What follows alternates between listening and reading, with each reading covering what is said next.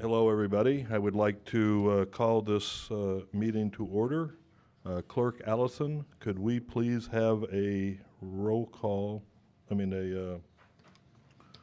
call roll, please. Thank you, Pat.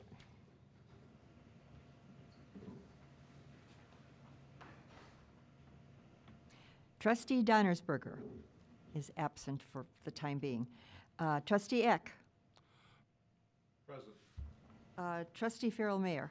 Present. Trustee Kennedy. Present. Trustee Metz. Present. And Trustee O'Loughlin is absent. Thank you.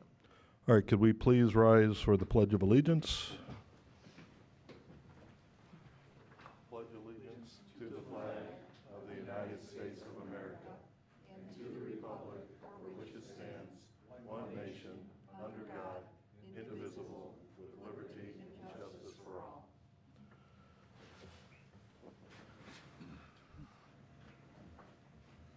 All right, would somebody like to make a motion to allow electronic attendance of Trustee Donnersberger? I'll make a motion that Trustee Donnersberger be allowed to attend electronically. In a second? Second. Thank you, Sean and Charlie. Does anybody have any comments or questions? Voice vote, Pat? Voice vote. All in favor say aye. Aye. All opposed say nay. All right, that has been approved. So Eileen, if you can hear me, you are joining our meeting. I'd like to welcome everybody to our meeting tonight. We are broadcasting the meeting on YouTube and Facebook, and then of course we record the meeting and that gets put on our website after the meeting. Channel 6. And Comcast Channel 6 if you're in the village. All right, we have agendas up front. We do have a sign-in sheet. I know the clerk would appreciate anybody signing in. First item on the agenda is the mayor's report. In the village, we have sidewalks. In the village, we have 4 main areas for the sidewalk. Acacia Drive is a project that will be going on this summer. We have gone from having 2 phases for Acacia Drive to 1 phase. And a reminder that Acacia Drive will be a construction zone all summer. We have 3 other areas for sidewalks. Plainfield Road and Wolf Road are both in a phase 1. Both are county roads. Wolf Road, we expect alternatives to be brought to the board in the fall. Then the residents can review and comment on that. And Plainfield, it's not really with the county because the Plainfield Road Bridge is a tollway bridge, but that work has started. Traffic will be going both ways throughout the project, and at the end we'll have a new road. And then lastly, Joliet Road, we got the engineer's report back and they will not need to acquire any land for a sidewalk along Joliet Road, which is good news. So we next need to move to the next phase and working with our representatives to get that budgeted. 294 update, the northern half of the sound wall between Joliet and Plainfield is under construction. The tollway construction will last a couple years, and please note that the second half of that section between Joliet Road and Plainfield will be next summer. And then a good news, a new sound wall has been added along the south side of the Wolf Road ramp, the ramp that goes to the South 294. That's close to the Chestnut on the Green Association. Under employee anniversaries, we have Eddie O. John, how do you pronounce Eddie's? Ozymkowski. Eddie Ozymkowski. He is a part-time police officer with 26 years as of yesterday. And then Patty Klein, our police records clerk, as 16 years. If we could have a brief round of applause for them. And then under, it's not really anniversaries, but we are losing Linda from our staff, and tomorrow will be her last day, and Linda has been a great addition to the team, and there she goes. We wish her well in her next adventure, but we do have a position posted on the website if anybody is interested. And then lastly, for me, I encourage everybody to sign up for Smart 911. It is a way to receive emergency notices from the police department. It's also, you can put in your information like who's in the house, how many people, what kind of dogs, what kind of cars you have. So in the case of emergency, the police department would have all that information if they're coming to your house. All right, next part on the agenda is public comments. I want to ask everybody up here on the dais and then anybody speaking, if you can please speak into the microphone because we are recording and people are watching at home. Sometimes they can't hear without the aid of the microphones. Would anybody like to make a public comment? Glenn, come on up. And we do have another opportunity at the end of the meeting. Glenn Mann, 6458 Black Hawk Trail. Just wanted to bring to the community's attention the excellent program that Chief Stelter had initiated for the Civilian Police Academy this year. It's a 10-week course, as it were, presenting all of the different aspects, and not great detail, but the aspects that the police deal with, for everything from weaponry to their most dangerous work being the traffic stop or domestic disturbances, investigative activities. They had FBI in for giving us a background on terrorist activities. And it was just a wonderful exposure to what our men in blue, as it were, face on a daily basis, as well as the peripheral activities of the supporting agencies, FBI, Homeland Security, and so on. So I think this is something that we only had, I think, about 10 or 12 people, but this is something every resident of this village, every adult, should attend at some time in the near future over the next several years to learn something about what they actually face and have to deal with. You hear nothing but bad things on the news, but the fact of the matter is what they deal with is beyond comprehension for most people. And all I can say is kudos to the chief for initiating this, and kudos to the board for, in fact, permitting it to be, carried out. And all I can say is thank you again, Chief. Okay, that's all I have to say. Thank you, Glenn. Anybody else? Yes. Hi, my name is Dave Wallant. I'm over on Hiawatha. I'm here in Representative Jesse and Lisa. They're not here quite yet. But in regards to the Heritage Center fence, I understand that's going to be talked about later. I just want to make sure that it is on the agenda and that we'll be discussing it about the legality of it and all that. Yep. Okay, thank you. Thank you, Dave. Yeah.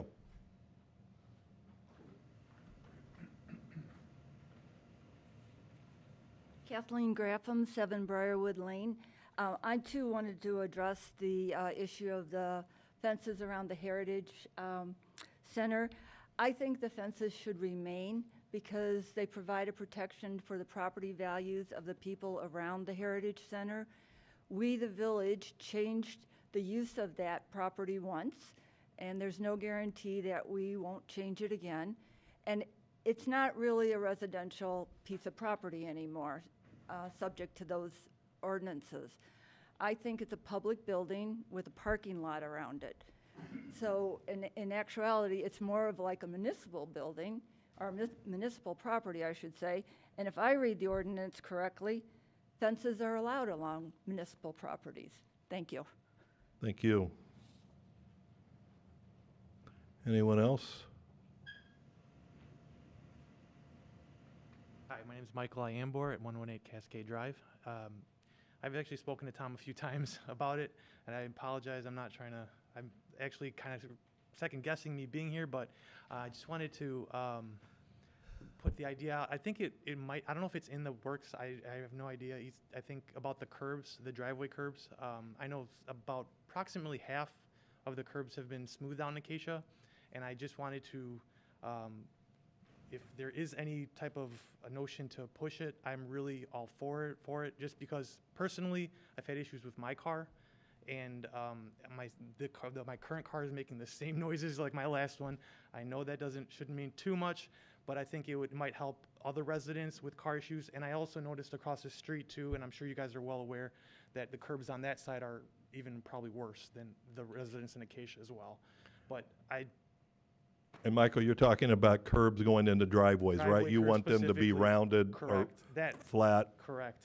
I Yep. think that would be great. I mean, personally, for me, and, you know, everyone else can benefit too from it, I think. Yeah, the Public Works has talked about that, and as I think we've talked about, it is on the projects when we replace a road, but we don't have anything planned to go hit all the curbs now. I guess the board, hearing your complaint, board can always do what they want, so maybe that's something that the board may discuss, but thank you. Thank you. I appreciate it. Any other comments?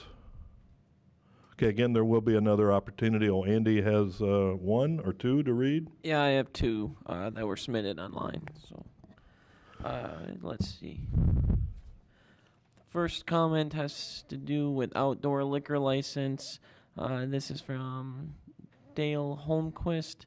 I will just read it and summarize if it goes too long. We've discussed concerns regarding the abuse of outside drinking ad nauseum over the past year. The lounge has repeatedly disregarded local restrictions, didn't follow CDC safety protocols, occupancy limits, mask wearing, etc.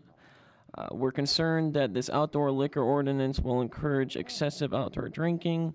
It has not to exceed 4 days in the permit.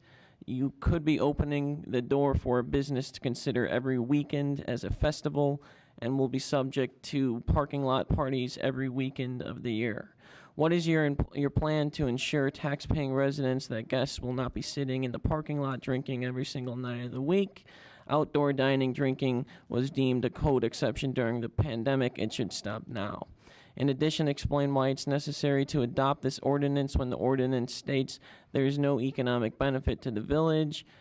You are opening the village to additional problems, needing extra policing with no financial gain. We don't understand why you are lenient with Driftwood, who is repeatedly shown that the management doesn't play by the rules. Assure us that we won't experience a disruptive summer like 2020, and that their business will operate within the interior space that they lease. Once again, I remind you that this corner is the approach to our homes. It looks trashy, it's disruptive, and has a negative effect on our home values. I'm confident that you will not allow public alcohol sales or consumption in any other open space within the village. Please do not mirror other villages with very lax ordinances. Then the next comment is from Sharon Kolonowski. Hello, I was told that there would be a vote on whether to allow Driftwood Lounge to have an outdoor liquor license. I want the trustees to know that many residents are against this proposal. First, the operator of Driftwood has openly defied state rules last summer during the pandemic, and that the noise from the events carried a mile away after midnight. Also, the establishment was cited for allowing indoor dining when it was prohibited. Before voting on any further business involving the owner of Driftwood, please initiate a thorough background check. You should take a very close look at his past business dealings. Any number of residents do not want any further nuisances from the Driftwood in our town. Thank you. Thank you, Andy. And Andy is reading those because they have come in before 4 o'clock to the admin at Indian Head Park email. All right, last chance, any comments? And again, there will be another opportunity at the end of the meeting. All right, consent agenda. Would anybody like to make a motion? I'll make a motion to approve the consent agenda. One second. Actually, if I might Yes, just sir. interject, if we could please remove item E from the consent agenda. Item E is the appointment, as stated, of Attorney Branken and Administrator DeRocher as whistleblower auditors. Right, and just as a basis for that, so there were some additional questions that were raised by trustees with regard to that item, and so when we get to that item after the remaining items on the consent agenda, I'm going to ask for a motion to refer that back to staff. Rita, are you okay with that? Yes, I support that because I have some questions about the ordinance, or excuse me, the statute. Okay, and does Sean have to agree, Pat, to that, since he was a second? Yes. So I agree to the amended consent Okay, agenda. thank you. Thank you both. Items on the consent agenda, I'm going to ask for a motion to refer that back to staff. Rita, are you okay? Sounds like Yes, it's I feedback. support. Yeah, a little bit. All right, any questions or comments from the consent agenda? And does Sean have Eileen, if you could mute your phone until you speak, please. So I'm having a hard time hearing, John. Could you maybe speak more into the microphone so I can hear? Did I hear that the number 4 on the consent agenda was, or number E, letter E, was removed and sent back to staff? Is that correct? Yes. Okay. And as that is done, I hope that the memorandum I sent today will be taken under consideration. Yes. All right, any questions or comments from the board? Financial statement, Maureen? Do we need to vote on that, Tom? This is part of the consent agenda, the financial statement. At the end of May, cash on hand was 2.7 million. Revenue for the month was 705,000, and warrants were 408,000. There was not anything out of the ordinary, leaving an ending cash balance at the end of June of 3 million. All right, thank you. All right, so again, the motion is to approve the consent agenda items A, B, C, and D, and not item E.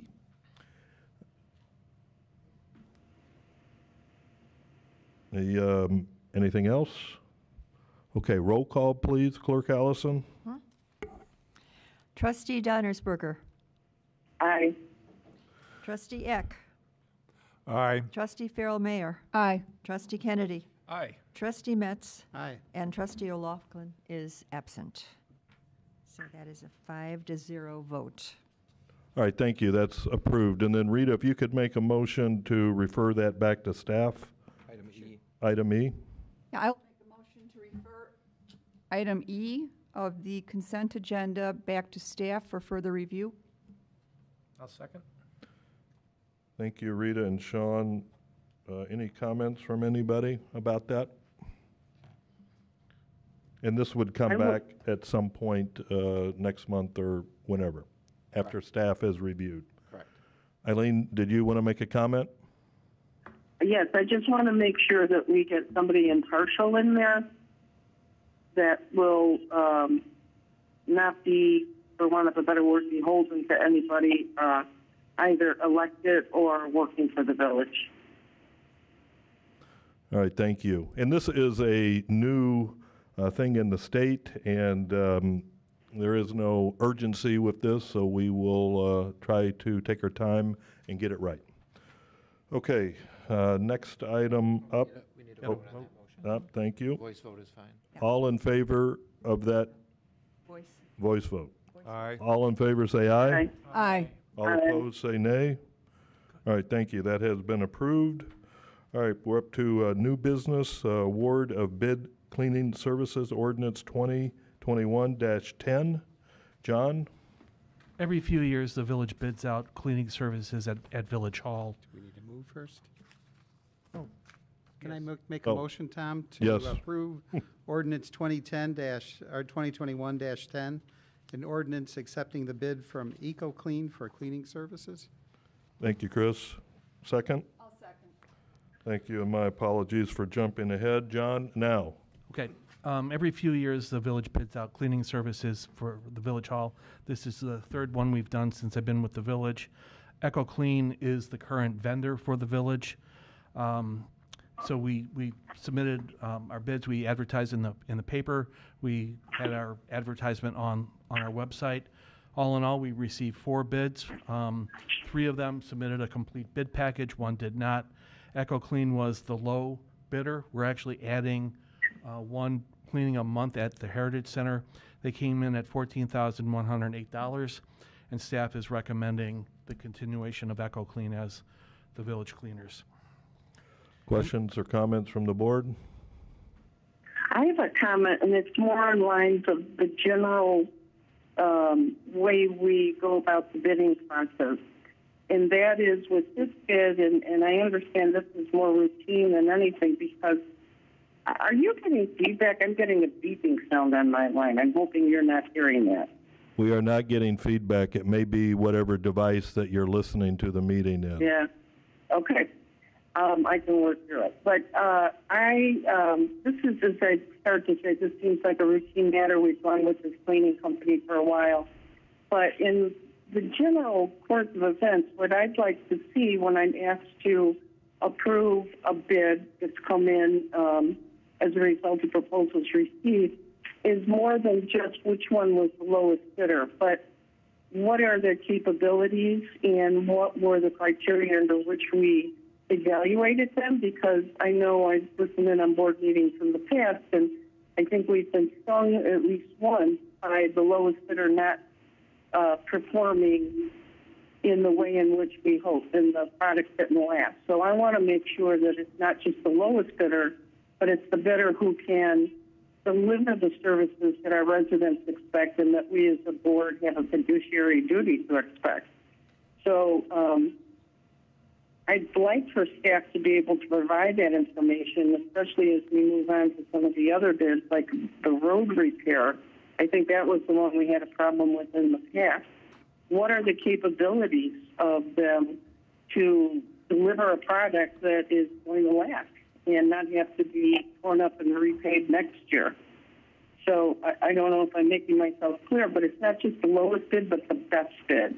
And I'd like to know how staff evaluates based on those criteria.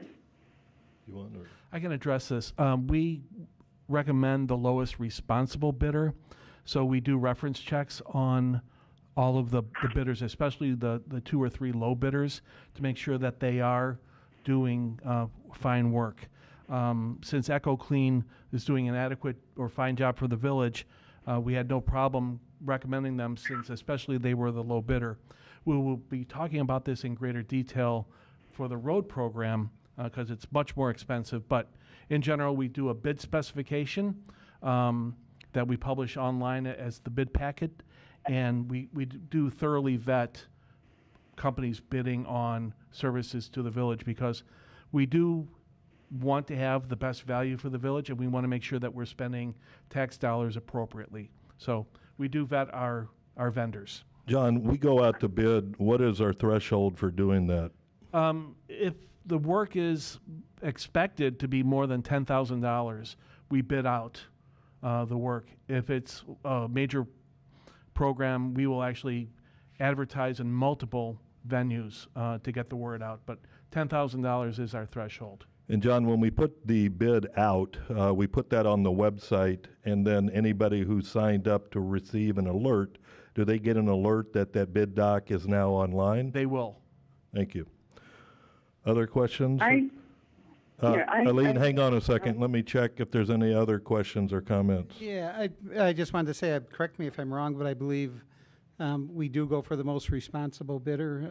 I recall we had a road project bid that we rejected the low bid because it was a contractor we'd used in the past and we weren't happy with their performance. And so we didn't take their bid, even though it was the lowest one. And we do our best to vet these companies, and we are watching out. Any other questions, comments? Okay, Eileen, you wanted to add?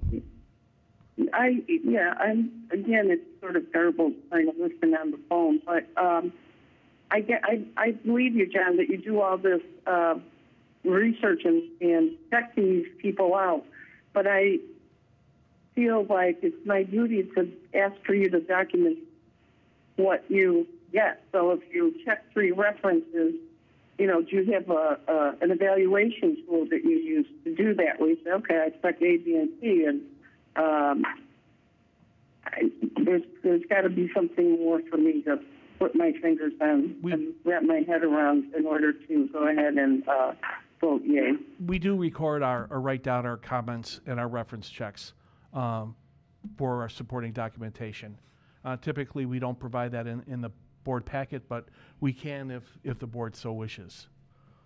I personally would like to see them, yes. Eileen, if I could make a suggestion that maybe you meet with John to go over what we have done for this and the road program, would that be something, when you feel better, that you could do? From what I understood you to say, yes, I'd be happy to do that. All right, thank you. Any other questions or comments?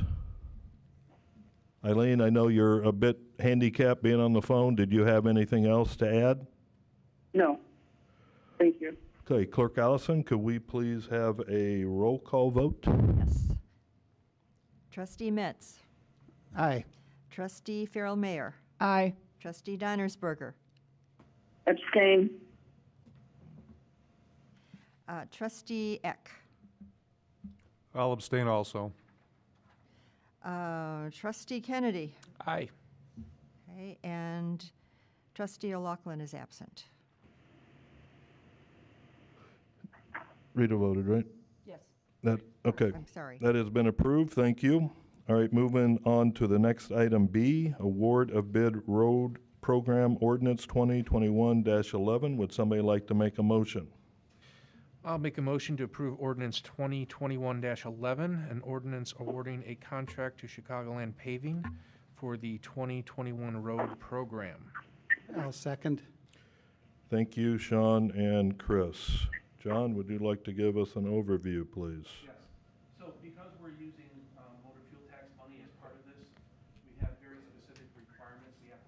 I'm sorry. Because we are using motor fuel tax money for part of this, to pay for part of this project, we have some very specific requirements that we have to follow. We did bid this out publicly. We posted it on the website and through an engineering bidding services that our village engineer employed. We received 8 bids ranging from $344,000 by Chicagoland Paving to $577,000 from Brothers Construction. They are an out-of-state company. Chicagoland Paving, the low apparent bidder, is a qualified bidder, not only having done excellent work for the village in the past, but they are considered to be a qualified contractor by the state of Illinois. So we would really have to have a very good reason not to accept the low bid from a qualified company who's done work for us in the past. I would also echo with what Trustee Metz said earlier was we bid out a road program 2 years ago, and Chicagoland Paving got the bid, but they were not the low bidder. Austin Tyler Construction was the low bidder, but because they did unsatisfactory work for us, we rejected the low bid and went with Chicagoland Paving, which was several $1,000s higher, and we got excellent work out of them. So that is a case where we rejected the low bid for a very specific reason that was recorded in the minutes. So you pretty much have to go with Chicagoland Paving or reject all the bids. I recommend Chicagoland Paving because they have done work for us on 2 different occasions, and the work has been extremely satisfactory. I would add to that, I know Glenn is here. Glenn served years on the Public Works Committee. We have had roads done, of course, over time, and I would say typically the roads are not done correctly or they don't last as long as we think. But the recent work that was done by Chicagoland Paving was one of the best. I don't think we heard any complaints. The shoulders were done nice and right. So I personally like Chicagoland Paving due to their track record in the village. All right, any questions or comments from the board? Yeah, I have a question. What's the Is timing? your of mic the- on? Just to make Should sure, be. thank you. The light's on. Good. What's the timing of this work to be done? It would be this year, right? We have to have Correct. it done by, is it November or October 1st? October 15th is pretty much the cutoff. But that was part of the bid to get the work done this year. Other questions, comments? Yes, can I say something? Yes. I'm going to I heard most of what was just said, but not all of it. It sounded like a much more thorough justification to me, and I appreciate that. Yeah, I think the state, they have backing to these, or what was the term you used? Pre-qualified with the state. Thank you. Okay, any others? Clerk Allison, could we have a roll call vote, please? Trustee Kennedy. Aye. Trustee Metz. Aye. Trustee Donnersberger. Aye. Trustee Eck. Aye. Trustee Farrell Mayer. Aye. And Trustee O'Loughlin is absent. Okay, thank you. Thank you, that's been approved. Okay, item C, liquor licenses, festivals ordinance 2021-12. Would somebody like to make a motion? I'll make a motion to approve liquor licenses, the festivals ordinance 2021-12. I'll second. Thank you, Rita and Sean. John, you want to give us an overview again, please? There's a class of liquor license called Class D, which allows the village to issue for not-for-profit organizations from 1 to 4 days, basically so they can have fundraisers. We're changing this ordinance by giving the village permission to issue itself a liquor license or to allow liquor to be sold on festivals that are approved by the village board by resolution. So basically, when the car show happened 2 years ago, it was a great event. People were drinking in the parking lot at the car show. Well, that's not allowed. So rather than prohibit everybody from having a beverage while they're walking around the car show, we're going to allow ourselves the ability to issue the village a license, and we will allow the vendors or the businesses in Indian Head Plaza the ability to provide alcohol for consumption at the Indian Head Plaza. So Driftwood, Oak Pantry, and Wolf's Head can sell alcohol, and people can walk around the event area having a cocktail or a beer, and then go home at the end of the day. And that's it. We're going to issue ourselves a 1-day license or like a 5-hour license and be done with it. But I crafted the ordinance to give the village board permission to do this by resolution. So there's another layer of protection. So I think that we're not giving Driftwood outdoor liquor for consumption willy-nilly. We're giving it to ourselves, and we are covered under our risk management insurance policy for this. It just seems like a good idea for a nice festival. And the only festival that we've done in the past and that we are planning to do again this year is the car show, right? Correct. And that is a limited hours and 1 day, correct? Correct. So that's I think the only thing we have in mind, not to preclude us in the future from doing something else, but that is September 19th. And it was really fun 2 years ago. We would have had it last year, but we had coronavirus interrupt our normal life. But so we're planning that again, and so this is something that is being considered by the board. John, were you done with your intro? Yes. All right, questions or comments? Charlie? I had a question. Oh, sorry, go ahead. So we would, the board would specifically identify a date, a time that that liquor could be served. So if we use September 19th and it was 5 hours, it could be like from noon to 5, and then it would be limited just for the show. And we'd also specify a location. Yes. Which might or might not be in the triangle, right? Correct. Okay. Yep, the boundaries of the car show, if you will. Yeah. Like we did 2 years ago. Rita? Yeah, I just wanted a clarification. When you say we're issuing ourselves a liquor license, well, we're going to be giving like special permits Correct. to the It was- licensees. I was trying to Correct. give a Okay. broader, but That just threw me off a you little being bit, a but- lawyer, I could see your question for that, so. Yeah, we are not selling alcohol, right? Okay, I just want a clarification. That's fine. Thank you. But again, the village controls liquor by ordinance, and then by resolution, we will be setting the specifics. And expect to see that next month. Next month or the month after, but probably next month, so But it we has to have be- time to yeah, get ready. exactly. Yes. Another question for John and Tom. We're anticipating this being in effect in 2021, maybe once, maybe twice? Just once. I'd say once is the only thing we're talking about, the car show. But depending on what the board likes or doesn't like, they could have another event. But we're not limited to what we can do, other than we have to approve each one specifically, date, time, location. So we're not making this a weekend, every weekend choice by the vendor? That is correct, and we're not doing this for specific establishments. Got it. Other questions or comments? Okay, I don't see any others. Clerk Allison, could we have a roll call vote, please? We can, but before we do, I'd like to ask, I missed those who made the motion. Rita and Sean. Number one? I was for. Oh, you were. One? Rita made So I the thought motion. you were- Rita you made the were- motion and Rita Sean did? seconded it. All right, thank you. That helps. Thank you, Pat. That's what All I right, had. so the vote, please. Trustee Farrell Mayor. Aye. Trustee Kennedy. Aye. Trustee Metz. Aye. Trustee Donnersberger. Eileen? Oops, sorry, had you on mute. Aye.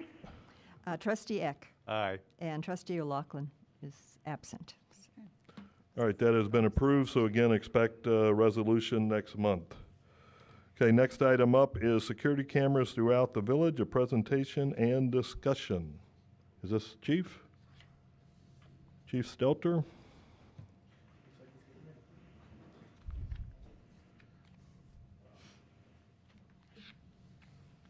Good evening, everybody.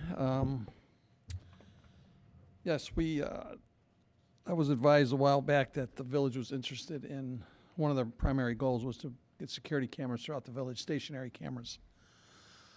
So 3-4 months ago, I kind of began poking around, checking with other police departments and seeing what kind of camera vendors they use and reaching out to people.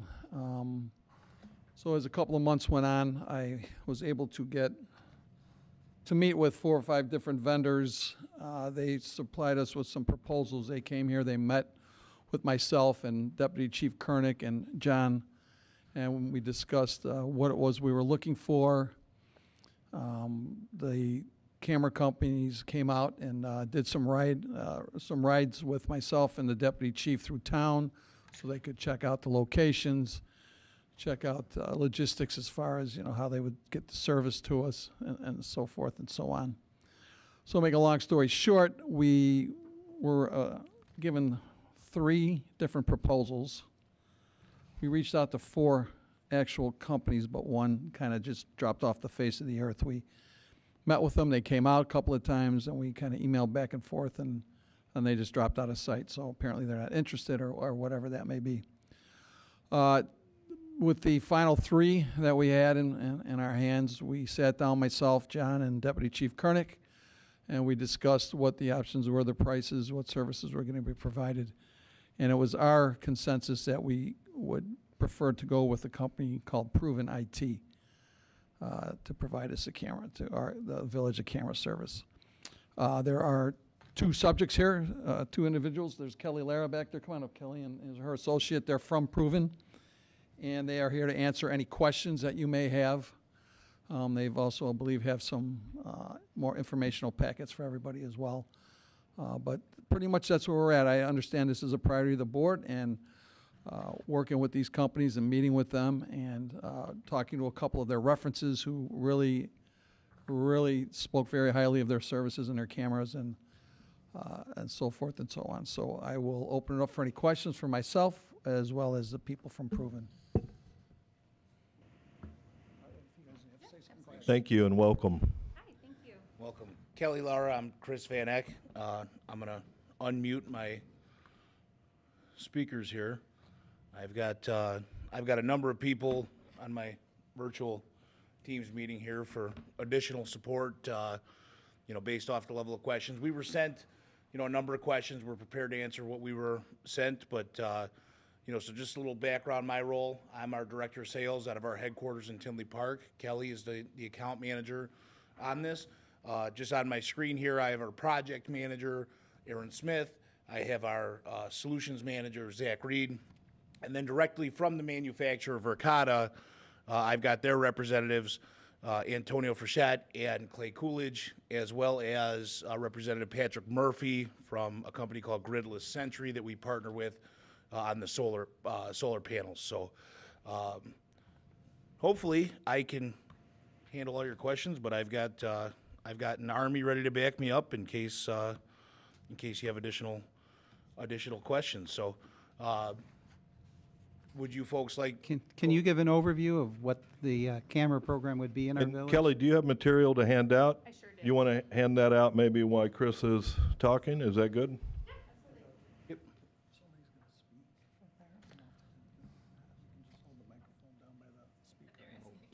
Okay, yeah, I don't know if anybody's gonna need to Thank you.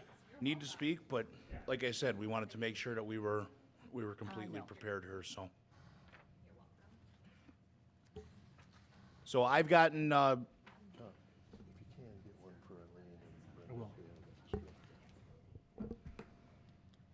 so we've gotten a number of questions that were emailed to us here, so let me just kind of fire off the answer to, I believe I have 6 questions here in front of me, so let me answer those questions that were provided, and then we can, if we want to, open that up to further discussion, then, absolutely. So, solar power, how does the solar power work on cloudy days?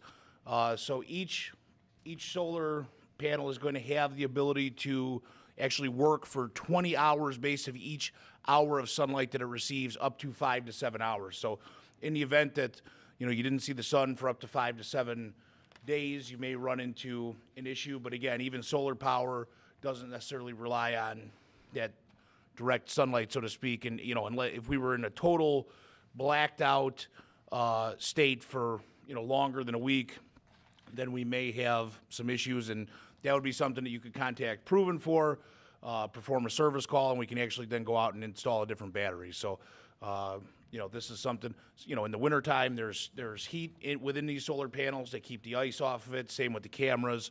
So, everything is, designed and prepared to operate in environments even colder and tougher than City of Chicago winters, which, I've been here for 33 years, and I know they can get tough, and the gear is prepared and able to last outdoors all winter long. So Maybe Steve is better for this, I don't know. Just give an overview of where the cameras will be and how the system will operate, not how it gets powered in that, but what gets stored and who looks at it. And yeah, definitely. Well, the cameras in the proven packet there, the location of the cameras are on there, but basically we're going to hit our major intersections with Plainfield and Wolf and Joliet. They're going to have a camera location on Wolf right at the entrance to southbound 294. It's going to be one at 72nd and Wolf. We're going to have one up at Willow Springs Road and Joliet, and then one at 65th Street and Willow Springs Road. So we're hitting the I got major 'em all. entrances to the village. Correct. But not necessarily the subdivisions. Not right. That's correct. Not yet, due to the expense, and we're going to get real expensive. Right now, we're looking, I believe, at 16 cameras. We're going to begin with, and our goal was to make sure we capture. Oh, I'm sorry. And there was one on, is it Indian Woods in Plainfield? Is that what it is over there as well? So we're catching every vehicle that's going to come into town. So if we have a problem of, let's say, a rash of burglaries on a given night, and we know these burglaries may have happened between midnight and 6 a.m., we're going to be able to cover every vehicle that drove through town between midnight and 6 a.m. And those license plates will be retrievable off of those cameras, so we can start digging and doing our investigations and running license plates to see who it was. This isn't something we're going to be sitting around monitoring. This is totally reactionary in case we have an issue. We were going that way. We can capture any kind of vehicles that may have been involved. We're not going to be running license plates. We're not going to be checking to see if people are, what time they're coming in at the middle of the night or whatever. That's not what it's for. This is solely for criminal practices that go on in town that help us to yet a better tool to investigate and hopefully make an apprehension on what may go on. If you guys want to go ahead and, I'm sorry, just a keynote. This is a pretty nifty system. If we get like I said, a rash of burglaries, and we realize it was a red pickup truck. Somebody saw maybe a red pickup truck that looks suspicious. The cameras for all the vehicles that pass through town during that time frame can pick out every single red pickup truck, strictly just the red pickup trucks that drove through the area, and so that we don't have to sit there and look at every car. it can pull out, you know, a specific vehicle color, you know, whether it's sedan, pickup truck, van, things like that. They can certainly go into more about the operation of retrieving the info and how we can download it from the cloud and all that. All right, but Chief, this is not a system we're going to monitor, correct? It would only be in case we had an issue and we Correct. wanted to go back and look at it, correct? Yeah, yeah, All right. we don't have the staff to sit there and monitor this all the time. We just can't do that. And I think you said 16 cameras. There's some cameras that are going to be replaced that we currently own today, right? And then we're adding new cameras. Is that correct? Yeah, and the reason we went with Proven is because there was another vendor who Case we had an issue, and we wanted to go back and look at it, correct? Yeah. We don't have the staff to sit there and Marlene, monitor. if you could please mute your other system. Thank you. And the reason we went with Proven is we had another company that provided a very similar, very decent quote. They were within a couple $1,000s of each other. But Proven is going to go ahead and replace all our station cameras and Village Hall cameras that we currently have right now. So the other vendor was not going to do that. Marlene, if you could please. Marlene, if you could please your mute. other system, Thank you. Yeah, so All right. like I said, they're going to go ahead and replace all our existing cameras that we have as well. So our entire system will be one big happy family that monitors and operates instead of having two different systems. And these are cameras that are externally mounted on poles, right? And they're up high enough to where they're not going to be hit by a car or... Yeah, correct. No, Chris can touch on it, but that's correct, yes. Maybe before you get into specific questions, if you don't mind, Chris, any other kind of high-level questions? I was Rita? just wondering how the information is stored. The cameras, all that's being recorded, how is that stored? Yeah, so the system is completely cloud-based. So there's no physical NVR, no physical DVR. So there's not actually, you know, in the event that someone were to, you know, come and rip, there's nothing to rip out. So everything is stored in the cloud. And then from an administrative standpoint, you have all that information. So you can have it to where, you know, one person or based off of levels of permission are able to view, are able to send. You can do view only. You can restrict who sends it. And all the information is stored for 30 days. And is that 30 days something we could, if we wanted 45 days, making up a number, could we do that, or is 30? Yeah, so the cameras have five different lengths of storage: 30-day, 60-day, 90-day, 120, and 365. And every tier you go to raises the price of the camera. Most do 30 days. Other high-level questions, Charlie? What, is there an operating cost to communicate between the cameras and the cloud? No, that's part of. Well, but there is a System. SIM card, right? There is a wireless. The camera has to get the video to the cloud, right? Correct. So that's all built into the system. So there's no additional. This camera does not operate independent of the cloud, and then there's an additional cost for the cloud. That's where once the camera is powered, all that hardware is built in. The same way that I can connect this laptop, you know, wirelessly to a network, or if I had, you know, a way to, you know, my phone is a hotspot, and once this laptop is connected to the internet, it's going to then I can speak to all my systems back at Proven IT because those are cloud-based systems. So that physical camera box and the licensing that's included with the camera provide everything that you need to speak There to are the no cloud and store. ongoing fees other than the initial installation cost, is what you're saying? So our proposal here includes 5 years of licensing. The cameras have a 10-year warranty physically. So after 5 years, you would have two options. One would be to physically replace the cameras, which that would then include new 5-year licensing, or you'd be able to keep the physical camera and then just purchase another 5 years of licensing or annual licensing. But I think what Charlie's asking that I haven't heard the answer, I don't know if you heard it, Charlie, was we are not paying for a cell service for each camera, correct? That's included, because in the bid it says client responsibility LTE service for SIM cards in pole installations. And that sounds like we're paying for that, but. All right, well, I'm gonna tap in the team here. Clay, Antonio, Aaron, are you guys, hang on, I don't have my speakers there. Guys, did you hear the question? Yeah, I think Aaron can speak to this a little bit more. High level, you guys have a data plan with Verizon or whoever the data provider is for the city.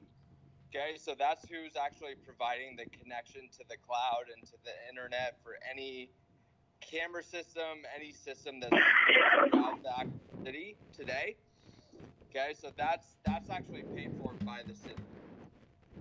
So I'm just gonna lead off of Antonio. What he is saying is correct. There is a SIM card required for the service here. The reason we don't include the service is that it is usually provided to municipalities at a much steeper discount than we can provide it at. And is that service that they already have? I heard someone say that that would be part of what their existing Verizon is, or whoever their current. So they would need to add additional services within their existing provider. Is that correct? Correct. Okay. So if I got it, Charlie, that's something we pay for, right? It's a cost we're not now incurring. Right. And so as part of this effort, we'd want to factor that into not only the upfront cost, but what the ongoing cost may be as well. All right, any other high level for Chris and Kelly, maybe, or John? Yep. Two questions. One, can we download specific data to keep beyond 30 days? So let's say we have an accident that we recorded. Can we capture that data, download it ourselves, and keep it internal? Yeah, just going to confirm with the team here, but the question was, can they download the data beyond 30 days? Which, just to confirm with you guys, the answer is yes, correct. They can at any point take these clips, download them, share them, store them, correct? And then how large? Wait a minute. Let's get the. This is Clay over at Verkada. And so if you go with the 30 days of retention, most of our customers utilize that. You have an accident or an event take place, you can archive that to the cloud. You have unlimited archives, and you can save that past 30 days. So any event that takes place, as soon as you know about it, you find it within that 30 days of retention, you can then archive it for the rest of time. Thank you, guys. That answered that question. And how much can we expand the system? If later on we want to add cameras, an additional 10, 20 cameras, can the system handle that? Yeah, absolutely. It's a completely scalable system, so there is no maximum limit on the number of cameras that you can add. Tom, Eileen has a question, but I have one as well. Does this bring it down to license plates? We can read license plate numbers with this? Yes. Okay. Eileen has a question too. Well, thank you, Charlie. Eileen, do you have a question? Yes, I have a question. Do you hear me? Yes. Okay, I have two questions, actually. First of all, how does this compare, what we're proposing here at cameras, how do they compare to, say, similar municipalities around us? And secondly, to our attorney, is there any kind of liability or anything legal we need to be worried about or concerned about? Why don't you answer the first question? Sure. So,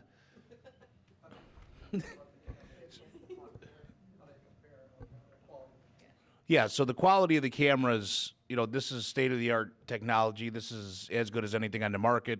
If there was anything better, Proven IT would sell that.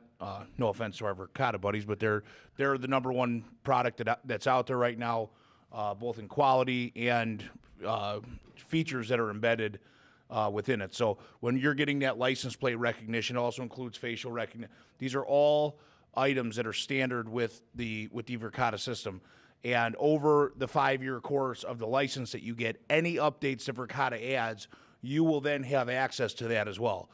So, there might be things that in a year and a half, 2 years, that, we send Chief Stelter an email and say, hey, you now have these features in your Verkada system, no additional cost, no additional upselling. But the license plates specifically, it has full license plate recognition, and you are able to type in any plates that you're looking for. You can actually upload databases. So if you have known offenders, anyone with a felony background, and you wanted to, see if they've come through, so it could actually search all that through a database to see what's been there within the last 30 days of the system. That being said, it'll also do partial recognition. So if somebody said, hey, we got 3 numbers off a license plate, you could put that in. Chief Stelter also spoke to the ability to search on make and model of vehicle, which I could type in, it's a red BMW, and it'll pull up every one. Black Ford truck, it'll pull up every one of them. You get a thumbnail, you can click on them, so there's cross-referencing that can be done on that as well. Is it picking up individuals as well? People walking, not in a car? Yes. And do they come through clearly? Absolutely. So, when we performed a demo for several people in this room, and when we do that demo, Verkada actually goes live to their headquarters and looks at a lot of their cameras that they have up, and part of it is, some of their street cams, they're zooming in, thousands of feet away, and picking up, writing that's on a billboard that's, mostly a city block down the road. So the zoom on these is tremendous. The detail on these is tremendous, and the facial recognition. It's helped a lot of organizations, even internally with contact tracing. There's benefits when it comes to COVID. So if you had an employee or someone pass through your building that said, we've come in contact with COVID, you can go find that person and zero down every person that they've had contact within the past, 5, 7, 14 days. So you'd be able to quickly do that contact tracing as well. All right, Chris, I think Eileen's question, what I heard, and I know she had 2 parts, we'll get to Pat in a moment, but I think she was talking about municipalities in the area, who is using this system. Do you have any other villages or cities around us that, I believe that's what you were asking. Is that right, Eileen? You're on mute, Eileen. We're not hearing you. We can't hear you if you're talking. Sorry, I keep forgetting. Not just the technology, but the number of cameras and the type of security that they may or may not have. I would say, sure.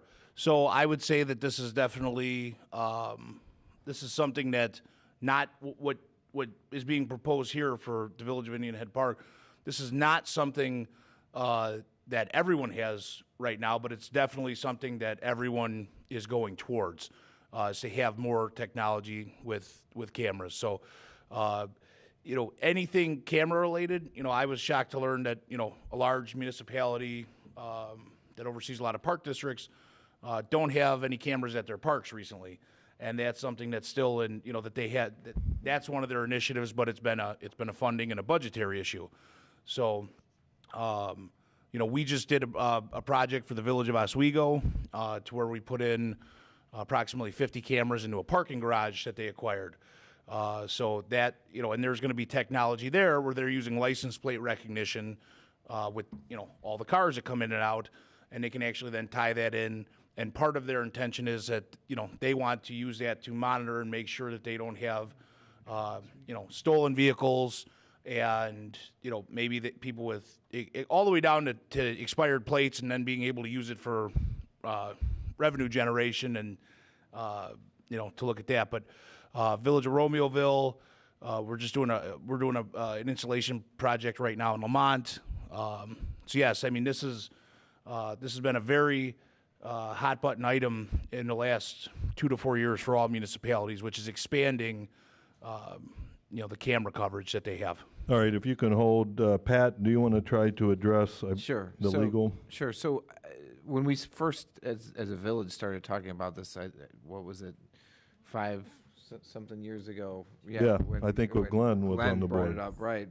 Yeah, I was much less comfortable with it legally than I am today, and certainly the law has evolved and the technology has evolved. One of the things I'm going to want to look at specifically is the contract and the confidentiality provisions in the contract and the use provisions in the contract, assuming the board would want to move forward with this initiative. There are other towns that I represent that do have camera technology and license plate recognition software capabilities as well. So I am familiar with it, and I am generally comfortable with the means by which it's going to be used, as the chief outlined, for investigative purposes, et cetera. So I think that, the more narrowly tailored it is as it relates to those uses, I think the more supportable it's going to be from a legal standpoint. But it doesn't trouble me what I'm hearing from the chief in terms of the uses that this technology will be put to for those types of investigations. Yep. Sean? Yep. And Sean, before you go, I think I've seen that we have questions. I have a few. I think we could go for a long time. I guess that we'll go around, get several questions, and then try to get to, so ask your questions. But the good news is I wrote down 9 questions, but you've answered most of them. I was waiting specifically for that. So, first one, in no specific order. This actually would, I think, kind of go back to John. If we're talking about the 16 cameras in those locations, do we also want to think about Public Works, Village Hall, Pump House? Yes. As a start? Yes. I think that, as I read through the proposal, and please correct me if I'm wrong, there are 16 cameras that we're replacing, and there's 9 new cameras going out in the field at the intersections. So it's a mix, I believe. Okay, good. Will these cameras, this has nothing to do with a red light camera. It's going to be at the intersection like a red light camera. Will there be any signage?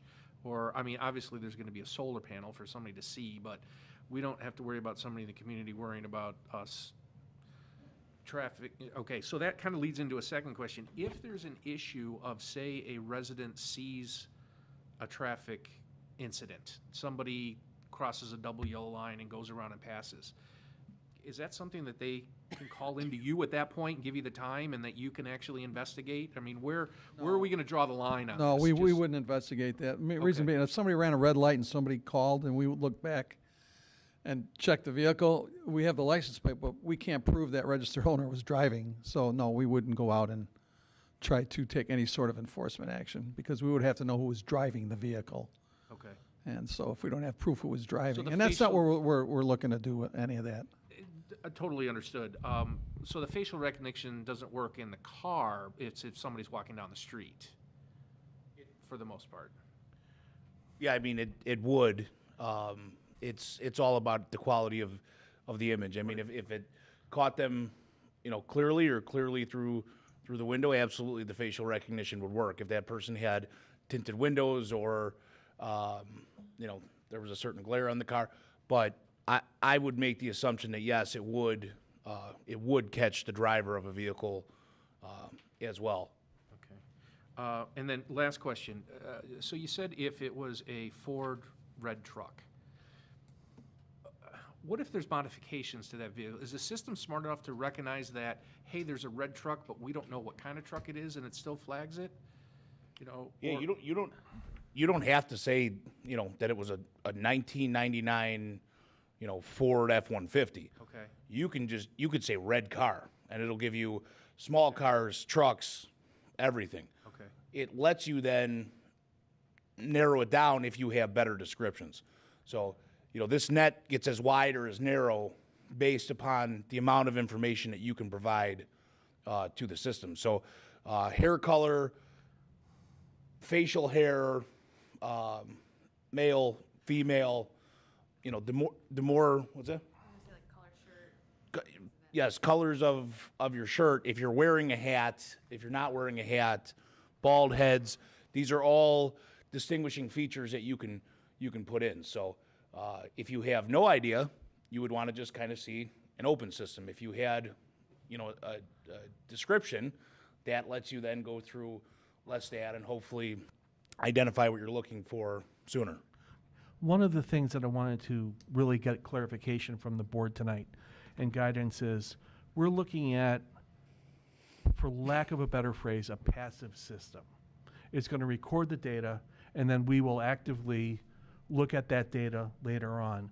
We're not going to the next higher level of big brotherness, where we have an active license plate reader where if I am in the system and I drive through the village, that it's going to capture my license plate and ping the police department immediately so that they can come get me. So if I'm entering the village from the north end at Plainfield and Wolf, and I'm driving down to get on the tollway going south, they might know that I'm hitting the village, but by the time I get to the end of the village, I'll be gone, and they're not going to actively pursue me. So it's not an active license plate reader where we're going to get all this data all the time and have the officers pinged constantly. It's going to be really for investigative purposes, kind of after the fact. And there's a big cost difference between that active technology and big brotherness than what we're looking at right now. So I think the system that we're leaning at, that we want to design, meets the board's goals for enforcement and investigation at a later date. And I just want to make sure, because there are two big paths we can go down, and I would rather...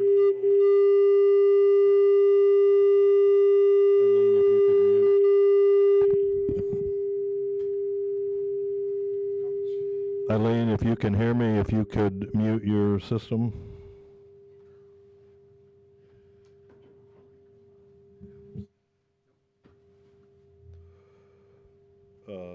Do we want to disconnect or? Your technology is better than this, right? Well, we're up here laughing because I'm watching my team who have their cameras on and they have the AirPods in and they're all gripping their ears simultaneously because this clearly came through the feed. Our apologies. But no, our cameras do not make this noise. I do have a question for probably Patrick. Could somebody subpoena or click it off? FOIA the information on the cameras or the the stored? Sure, it becomes a public record of village record. I mean, there's exemptions that would apply as it relates to FOIA, and there would be, less in that regard as it relates to a subpoena, because subpoenas are obviously more powerful than a FOIA request. But once it's captured and once it's there, then it's something that can be. Somebody could want to do that for personal reasons, and that wouldn't matter. What the reason wouldn't matter, would it? If that would be difficult to get a subpoena for that purpose, and then if it was on a FOIA, there's other personal exemptions that apply that we might be able to withhold the information. So it would just depend on the request and the nature of the request. Okay. All right, how about this? In order to keep the meeting moving along, we're not voting tonight, so we will have opportunity for feedback. Any last round of questions? Yeah, it's more of the board, and that is there are a lot of questions that have come up in terms of 30, 60, 120 days. What's the scope that John was talking about? The camera definitions are unclear in my mind as to what can be done. So there's a lot of questions. I would suggest that perhaps that a committee be created to further look at this. I've looked at this for Ashbrook in the past and know that there's a lot of questions we haven't even touched on yet. I think the committee is our chief, isn't it? And the police committee, the yes. police committee. So we already have one, and what they've done is recommend this to us. And if we have questions, I guess we need to ask them, just as we've been doing. Not quite. Not quite, but not quite. It's kind of the phase process. So any other questions for tonight? And again, we will come back to this. We're not voting on this tonight. It's kind of the start into the system. John, you look like you want to jump in. Again, you're right, Mr. Mayor. We want to introduce the idea and get your thoughts on the direction we want to take. Active license plate readers is a no from what I gather. So we're going to go down the passive route and develop more information for you. But that is the key milestone that I wanted to get tonight. Well, John, I don't know, I don't know how much when you say it's substantially more. Is it double or is it 10% more? It looks like it's double. And that's on the 9 cameras that would be out in the field. So those 9 would be double, but then the 16 would be the same. So I guess I don't know what the cost is on a license plate reader, and then what we would do if we had it. Correct. Right. So I'm not sure that I can answer no. I'm not into that. But the board, you guys. But from a technology perspective, what I'm gathering is you want to go down the non-active license plate reader route. Shouldn't we get feedback from the police? Isn't that really their what I call? would say. I mean, That is, Well, that's what Steve recommended. passive. The passive, not to have active license plate reading, but issue I heard was it's more expensive, and I don't know what that means. Is it? He also said we don't have the staff to do it. So why would we pay for something that we don't have the staff? All right, to so do? It makes you say sense. no. Not to interrupt, but can I clarify something real quick? So the technology is there. I think what Chief Stelter is saying is that the plan is not to have someone sitting in front of a monitor that's actively monitoring it. You would have the ability to go back and look at it.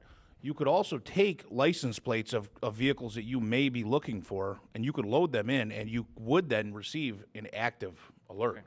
So say that an Amber Alert went out and you wanted to have somebody load it in the system so that as they pass through, you could have that real time then go to either cell phone numbers, email addresses, so the system is intelligent enough to do something that you're specifically looking for it to do. But, if you wanted to have somebody in a room full of monitors that was just watching the cameras, you absolutely could do that. But I think that was it was the clarification that I wanted to make, that Chief Stelter is saying the plan of this project is not to have it being monitored 24/7. However, the system can recognize license plates and can alert you of something that you tell it to look for. And still be at the first level. I'm sorry? And still be at the first level. Yeah, I mean, the system is going to be running, 24/7, 365. So then there's various things that can happen. One, you could have an officer go in and actively look for something based off of a report that they receive. Two, you could have the system looking for something that you're trying to identify, right? So if you received a report that, hey, 5 times last week, there were reports that a red Ford car was in the neighborhood pulling on door handles, right, of cars. So you could say, hey, anytime between the hours of 8 p.m. and 7 a.m., the police want an alert when a red Ford vehicle passes through one of these intersections because we're looking for a known make and model. All right, but Chris, this system, it was my understanding it was not a license plate reading system, that you could look at the picture, blow it up, and get the license plate, but you're saying that if I'm wanting to look for license plate 1234, this can alert me when 1234 is seen by one of the cameras. Absolutely.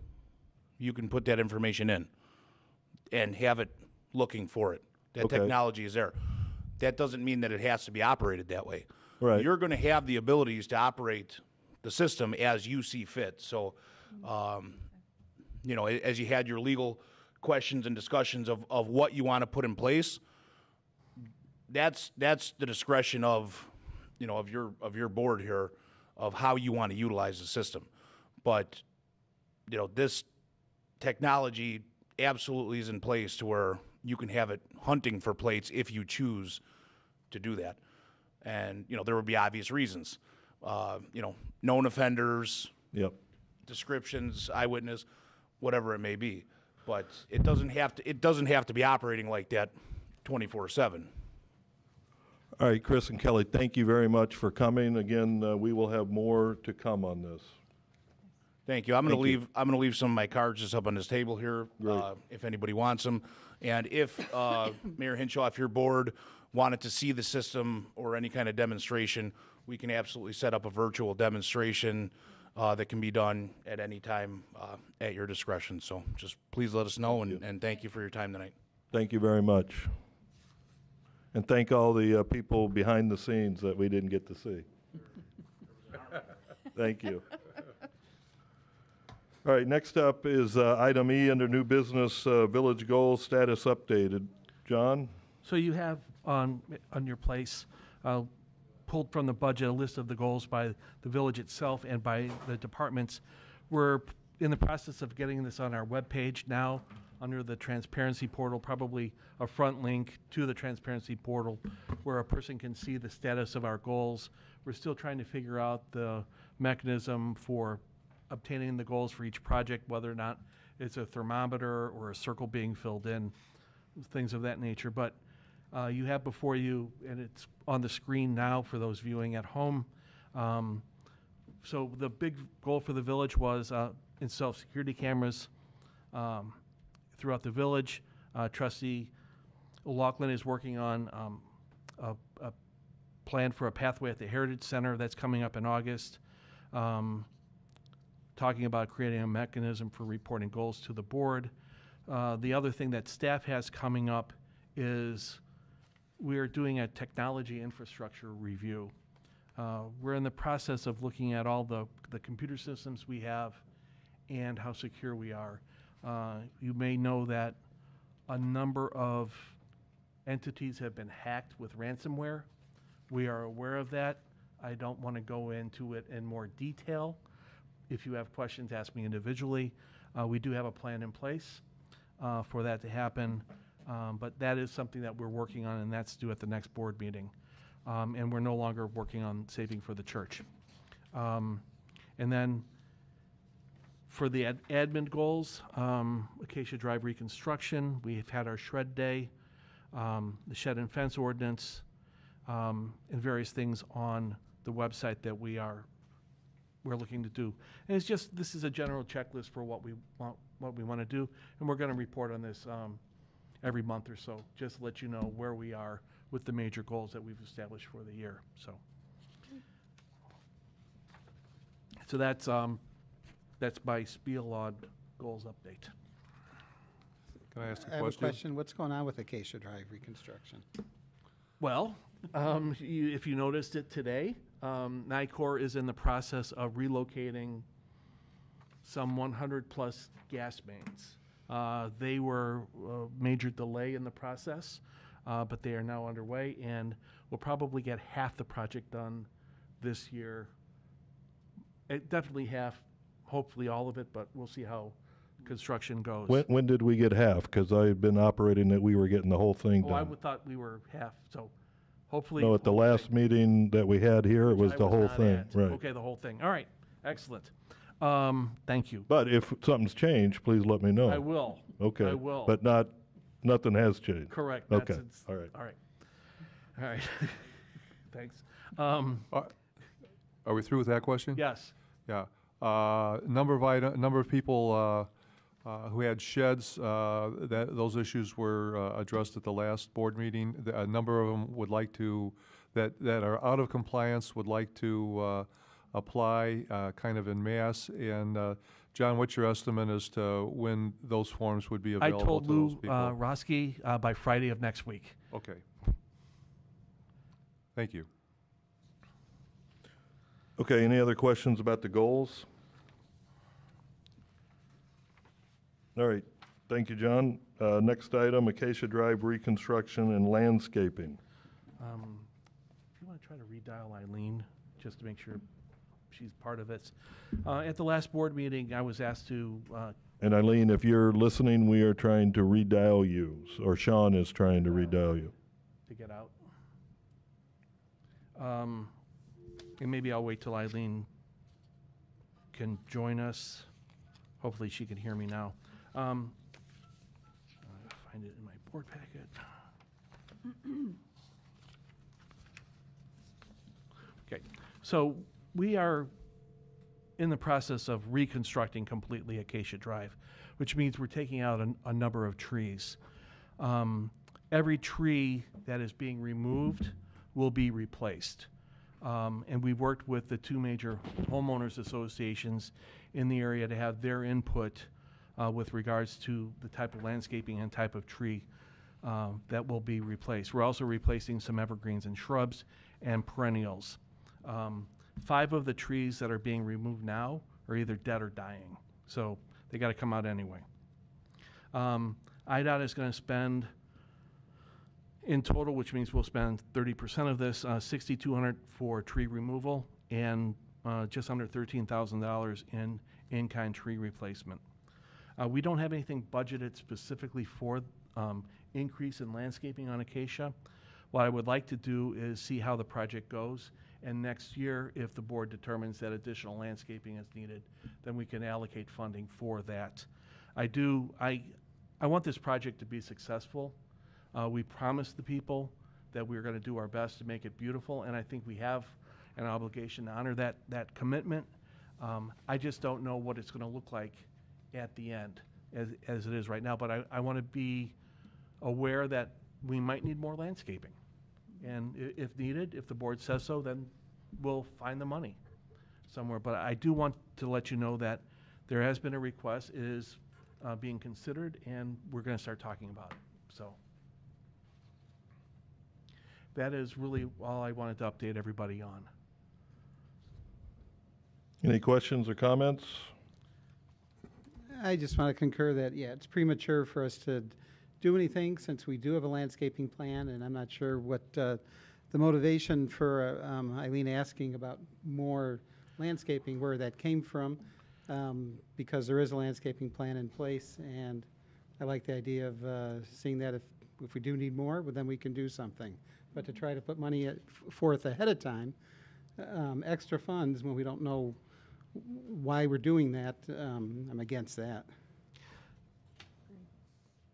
And I understand, and that's why we're talking about it now. One of my concerns, though, is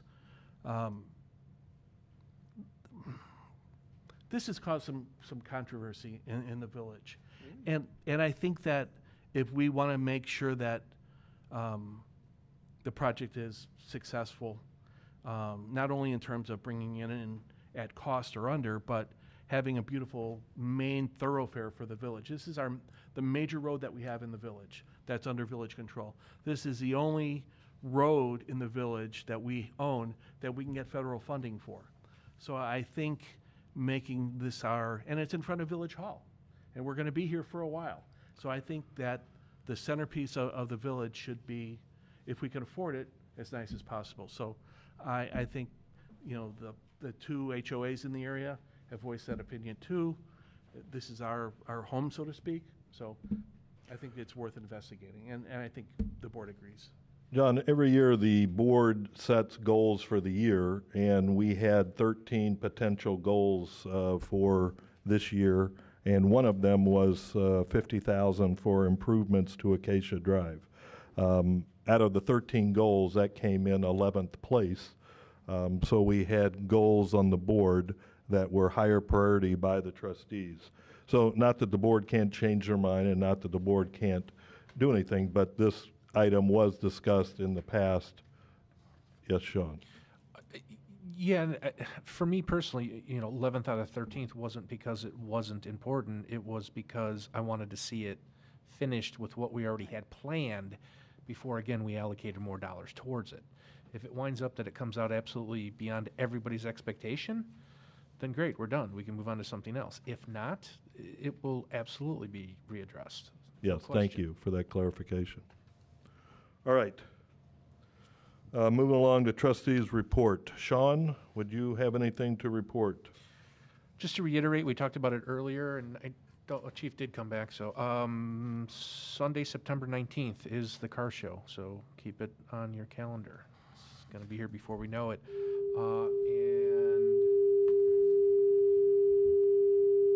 Eileen, if you can hear me, it sounds like there's some feedback.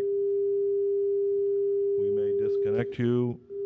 Eileen, can you move your phone away from?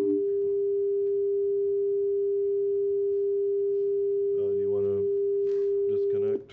Yeah. Thank you. All right. Carry on. So details on specifics to come later, but that is the date. Thank you, Sean. Anything else? Nothing other than another Public Works meeting is in the works. We should have something here on a calendar, I would think, in a day or two. So look out for that. Chris? Nothing to report. Thank you. Rita? Yes, we're going to have a meeting of the Communications Committee probably sometime in late August or early September. Trustee Donnersberger is working with me on that, and she may have some people interested in joining us. And I also met with Susan French, who's very eager to be part of it. So. Thank you. Charlie? Yeah, there was a memo in the package in regards to the fence around Heritage Center. Is that still coming up for That conversation? is under Village Administrator, item E. Then I will pause comment. Anything else? No, sir. Village Clerk? Thank you. Village Attorney? Oop, I forgot. Village Treasurer, I'm sorry. Thank you. Village Attorney? No report. There will be a request for a closed session later in the meeting. Thank you. Village Administrator? Oh, yes. All right, so the Shed and Fence Committee met and they made their recommendations, and basically the committee did not wish to have fences in residential areas in the village anymore. And I did a research of the code of ordinances, the ordinances that we've passed, and I couldn't find anything specifically allowing the village to have a fence at the Heritage Center. However, if I look into the municipal code, I did find a sentence that exempted municipal buildings from the fence requirements. So the fence at the Heritage Center is legal under the code of ordinances. So that's it. Now, that being said, I'm in kind of a trick bag because the intent of the village is not to allow fences in the village. And I think that it is somewhat, in my mind, hard for me to justify a fence being there when we're telling all the residents in the village you can't have a fence. Now, some areas of the village we do require fences, such as between Walgreens and the Robert Bartlett subdivision. That's in our code.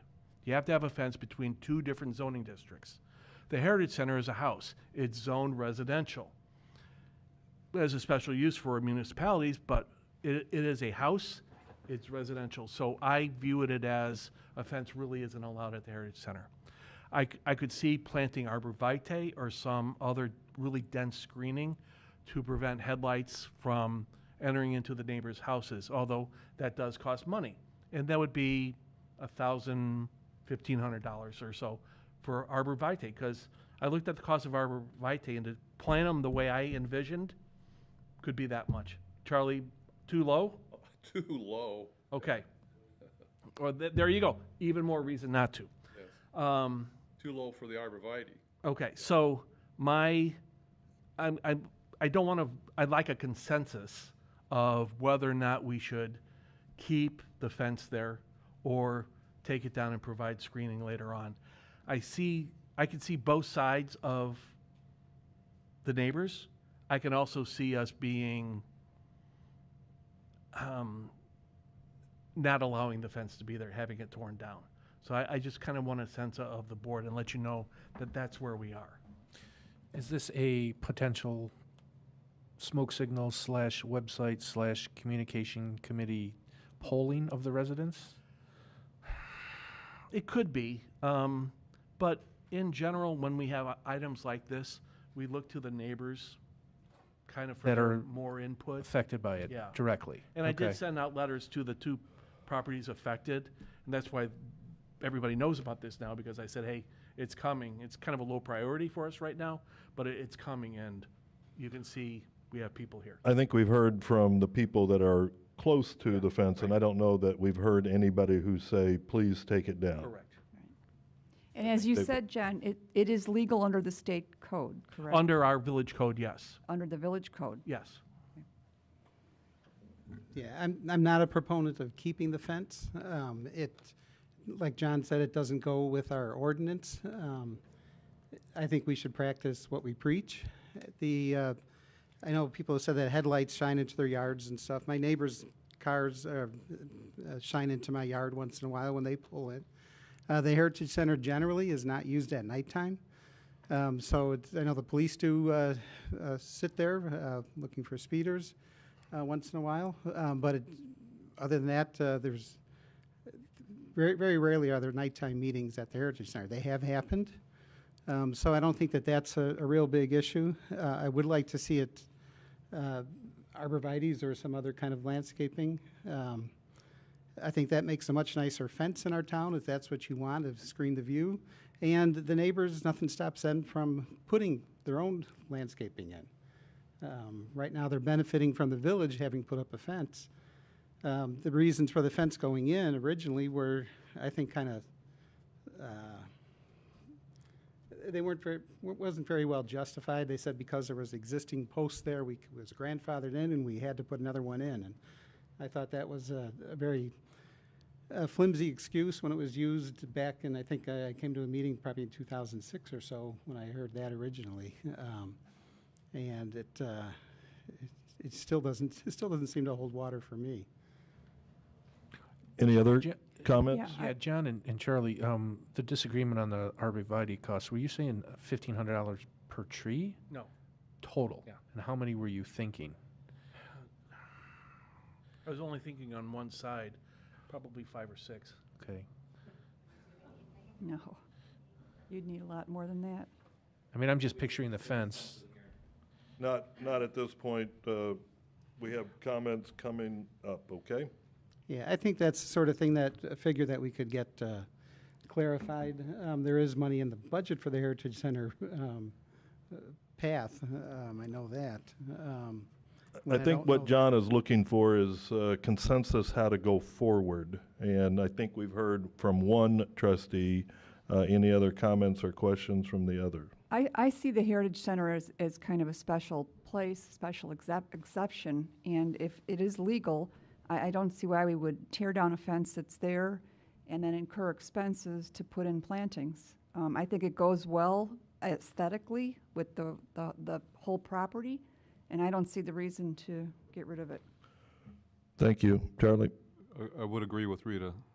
Thank you. Sean?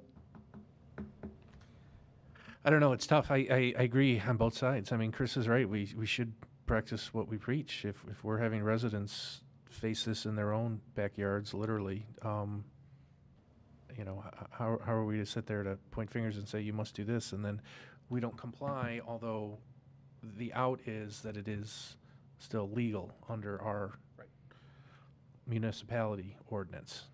I guess that would be the exemption. John, I see with a 2-2, I think is... Well, and I guess I would say, is tonight, are we voting on this tonight? Or just how to go forward? I would definitely want to get a better handle as to cost. One, to take it out. That's going to be our guys doing it, so it's just labor costs there to take it out. And then what is it to have a replacement, a natural replacement there? He's doing that now, Okay, and there is no rush to do this, so we're going to delay and not do anything for a month, and maybe Eileen and Brenda would be here at the next meeting, and I would just add that if it's a tie, I would vote to leave the fence in. But we're not doing that now, so John, I think you have some research to get done. Does that sound fair? Thank you. Okay, any other not questions, report, John? Nope, that's it for me. New assistant village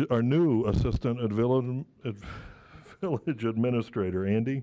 It's a mouthful, isn't it? No, I just messed it up. So, quick report on the June 12th electronics, paint recycling, and shred event. The event was a great success. We estimate we had anywhere from 400 to 500 cars go through the Public Works facility on that day. And I have a couple of figures that we received from our shredding company and also from SBC Waste Solutions.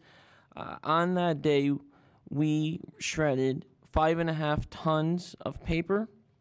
We recycled nearly 21 tons of paint and a little under 22 tons of electronics. I just want to say on behalf of myself and village staff, a big thank you to all of the hard-working staff and volunteers who worked the event, especially the Public Works Department, Pepe, Pedro, and of course Justin and Don, as well as the police department who helped plan the event, who helped with traffic, and who even helped on the line, picking up electronics and paint from cars. And I also want to thank the administration, admin staff who showed up to help out as well. And also Mayor Hinshaw, who was on the line getting sweaty, helping out too. And we had a post-event meeting, and we came up with some recommendations how to improve for next year. Just things like having more signage and more dumpsters on site. But overall, it was a great event, and we want to thank the residents who came out to recycle so much material. And it was a great. We are very appreciative of all the positive feedback that we've received.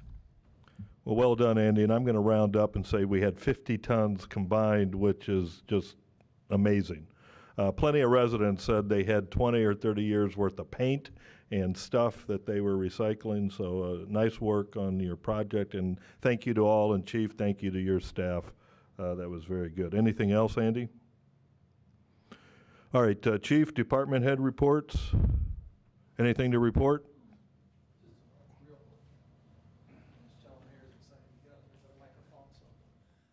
I just want to say that thank you to Mr. Mann for his nice comments about the CPA. I did not ask him or pay him to do that, so that was all totally on his own. And we have 1 week left of class, and then 2 weeks from yesterday, Wednesday, will be our graduation. And I'll have my first CPA class under my belt. So it's been real enjoyable. I've been enjoyed, coordinating and getting the instructors and that. And then, no, that's really about it. You covered the anniversaries for our police department employees, so that's all I have. I have one question, if you don't mind, Chief, from the meetings that you had. Could those be recorded for future use so that if somebody missed a meeting, they could go back and see? Is that possible if you do another year? No, I really don't. I've always offered, like if somebody misses them, I've always offered the next class I run, they could come to the sessions that they missed and attend then if they wanted to. But no, I haven't traditionally recorded them, yeah. All right, thank you. Yeah, okay. Okay, I think that is it. So we are at public comments. I believe I saw a couple of people. Sir, if you don't mind stating your name and address, appreciate it. Thank you. Good evening, Board, Mayor. My name is Jesse Martinez. I am your neighbor to the west. That fence that you're discussing impacts my property. And I believe John's here to talk about. I think by definition, that heritage is public because it's open to the public, and that impacts who comes through that property, whether it's at night or during the day. So by definition, that is a public area. And I'm here to state that I want the fence to stay. If it's been there for a while, I don't understand why at this point in time you want to decide or feel that you have to remove it. I don't know if it's a grandfather closet I can walk to, but obviously the administrator stated that it was up there legally. As your neighbor, I hope that you take my position and keep the fence and not incur any more cost. There's no reason to take down a perfectly good fence that adds character, and it's been there, to incur more cost and plant bushes just to have the same effect of what the fence is already doing. The cars do come through there, whether it's at night or during the day. My kids play in the backyard, and that's public because those are people sometimes want to turn around Wolf Road, so they use that little space to make the turn. So I just hope you honor our request and be a good neighbor. Thank you. Thank you, Jesse. John? John Ayers is my name, 6218 Wolf Road. Just for the record, I'm opposed to taking the fence down. The village did come to us, at least me personally, and asked, do you want to keep the fence? The fence was there already when the village bought the Heritage House. They did cut down all the trees around the Heritage House. They did pave all the way around it, and after they were done paving, the water on the north side all ran into my yard. And I talked to the village Ed Santon, and they installed a ditch as well in between the properties. So there is a active drainage ditch there as well, which would have an effect But I don't want these headlights in my bedroom window. And this fence was there already. The village asked us for it. To me, it's crazy that we're taking this fence down. And it seems that we went out of our way to build a berm and just close the street down behind the Walgreens, behind the Hill restaurant. And I don't really see how this is residential at this point at all. So my request would be to keep it as is. Thank you. Thank you, John. Any other comments? Dave? Thank you for your patience and waiting to the end. Well, our patience too, I guess. Thank you. I'm the neighbor directly next to Jesse and Lisa.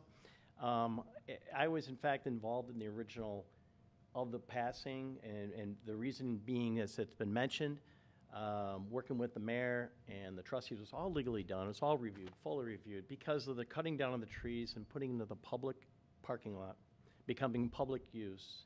The reasoning was it became equivalent to such as the Walgreens and that, with all the activity and the public use of that. And that was kind of the reasoning why it was agreed upon at the time. It became legal and passed as an ordinance to have the fence there. The fence did prior exist. It was grandfathered in. It was there already, so there was also that precedent.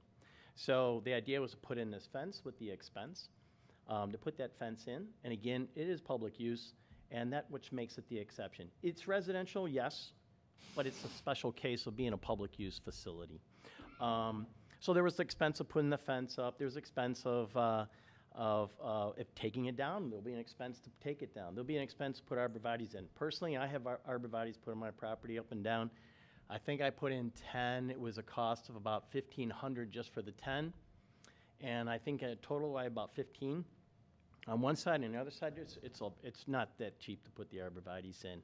And it would totally change the character of the neighborhood. So I just wanted to mention that everything was done legally at the time. It still is legal.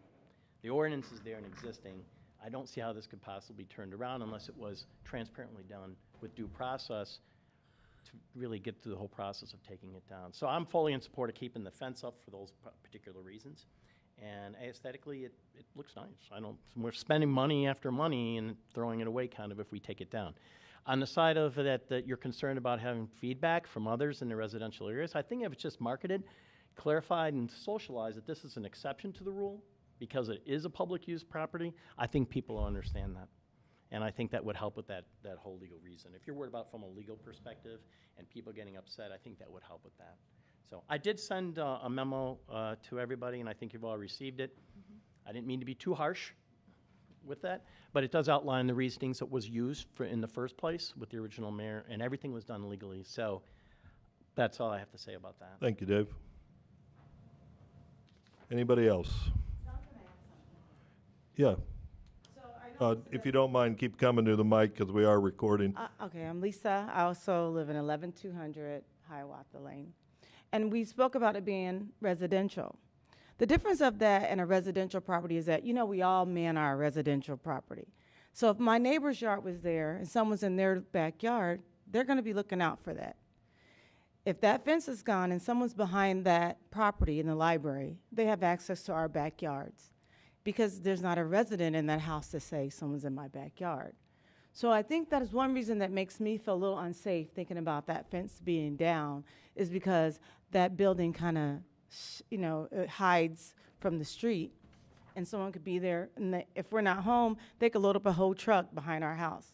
I know you said the police officers, man it, but if you watch, they're there and then they leave, you have a good hour to go there and do whatever you want to do. So it makes me feel a little unsafe because I know although it is deemed residential, it is not. So hopefully you guys listen to us and leave the fence. It's not like it goes our whole yard. I mean, kids walk through the yard all the time coming from school, the neighborhood kids. That's not a problem. It's about security for me. So thank you guys for listening. Thank you. Anybody else? Okay, I don't see any others. Somebody like to make a motion to end the meeting and go to closed session? I'll make a motion to go to closed session for the review of the closed session minutes per 5 ILCS 120/2C21. And just for clarification, that's to adjourn the regular meeting, go into Regular closed meeting. session with no intention to return. Correct. Thank you. I'll second. Thank you, Sean and Rita, and the time is 8:45. Roll call vote, please. Clerk Allison? Aye. Aye. She's not on the call, unfortunately. Aye. Aye. All right, thank you all. We are adjourned, and we will take a minute break, and then we'll be back in closed session.